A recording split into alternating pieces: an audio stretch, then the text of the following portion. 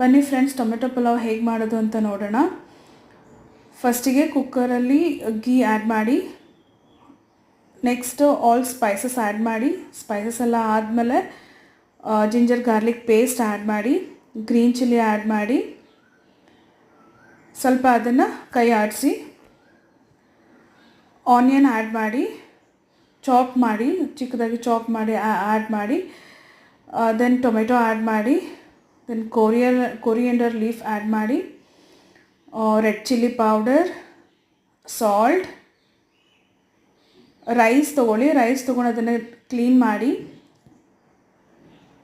ಮಾಡಿಬಿಟ್ಟು ಆ್ಯಡ್ ಮಾಡಿ, ಸ್ವಲ್ಪ ನೀರು ಹಾಕಿಬಿಟ್ಟು ಕುಕ್ಕರ್ ಹಾಕಿ, ಸೊ ನೋಡಿ ಆಗಿದೆ. ಈಗ ಓಪನ್ ಮಾಡಿ ಅದನ್ನು ಸ್ವಲ್ಪ ಸ್ಟಿರ್ ಮಾಡಿ.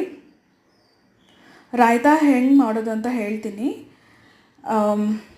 ಫಸ್ಟಿಗೆ ಒಂದು ಬೌಲ್ ತೊಗೊಳ್ಳಿ. ಫಸ್ಟಿಗೆ ಆನಿಯನ್ ಆ್ಯಡ್ ಮಾಡಿ, ಚಾಪ್ ಮಾಡಿ, ಉದ್ದುದಕ್ಕೆ ಚಾಪ್ ಮಾಡಬೇಕು. ಕೊರಿಯಂಡರ್ ಲೀಫ್ ಚಾಪ್ ಮಾಡಿ ಆ್ಯಡ್ ಮಾಡಿ, ಮಿಲ್ಕ್ ಕ್ರೀಮ್ ಆ್ಯಡ್ ಮಾಡಿ,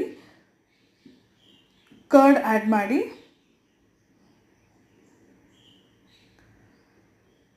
ಅದಕ್ಕೆ ಸಾಲ್ಟ್ ಹಾಕಿಬಿಟ್ಟು ಮಿಕ್ಸ್ ಮಾಡಿ.